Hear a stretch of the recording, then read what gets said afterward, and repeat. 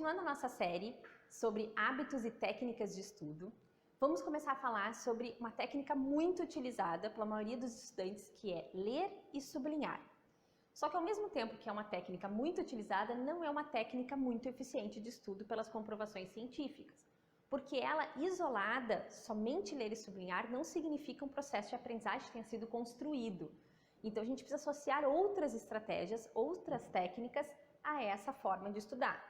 Então vamos pensar o seguinte: para a gente aprender a sublinhar bem um texto e não marcar todo o texto como sendo tudo importante, existe um passo a passo. Bom, o primeiro é que a gente tem que passar por um processo de leitura múltipla, já explicado no nosso vídeo anterior. Então, a gente nunca lê o texto somente uma única vez, porque o cérebro, para poder construir uma boa representação mental, ele precisa de uma sequência. A partir da leitura múltipla, a gente vai começar a sublinhar, vamos começar a destacar o texto.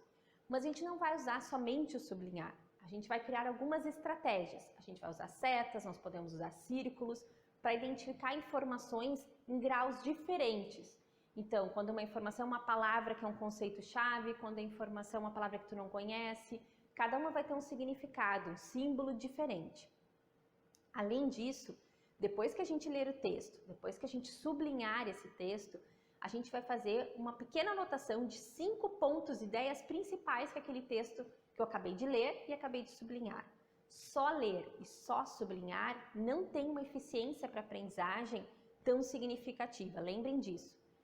Uma técnica importante para a gente usar os marcadores de texto é a técnica de estudo chamada arco-íris. A gente escolhe 3 cores de marca-texto. Cada cor vai ter uma legenda, um significado. Então, ou seja, eu posso escolher a cor azul para coisas que são muito importantes, a cor verde para os exemplos, a cor amarela para quando eu tenho um conceito importante. E a gente vai destacar no texto usando essa legenda.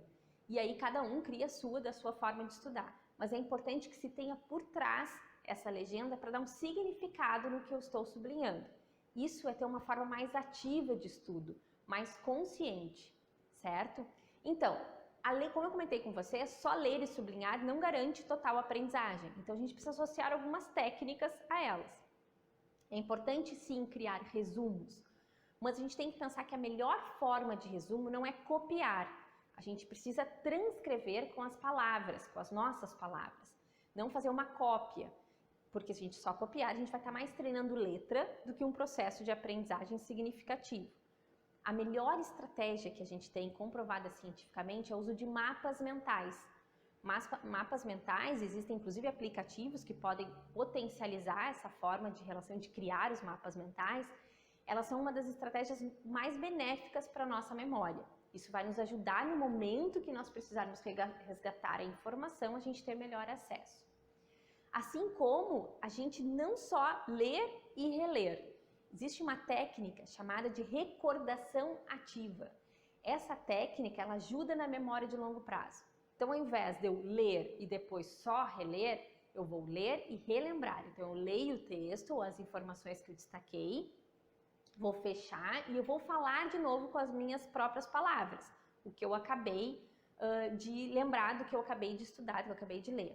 Então, isso potencializa muito a nossa capacidade de levar essa informação para a memória de longo prazo. Outra coisa importante é um sistema de estudo chamado Leitner Box. Esse sistema, ele é pós-leitura, ele pode ser aplicado para diversas áreas de estudo. Então, como é que ele funciona? A gente vai trabalhar com fichas pautadas, onde em cada ficha, na frente, a gente vai colocar uma palavra importante, uma pergunta, um conceito importante, e no verso, a gente vai criar dessa ficha um mapa conceitual que dá a resposta para aquela questão ou para aquela palavra, conceito-chave. Então, são 2 caixas. Na primeira, nós vamos colocar todas essas fichas preparadas previamente. A gente retira aleatoriamente uma ficha, a gente olha a frente dela e tenta responder. Se eu acertei, essa ficha é passada para a segunda caixa.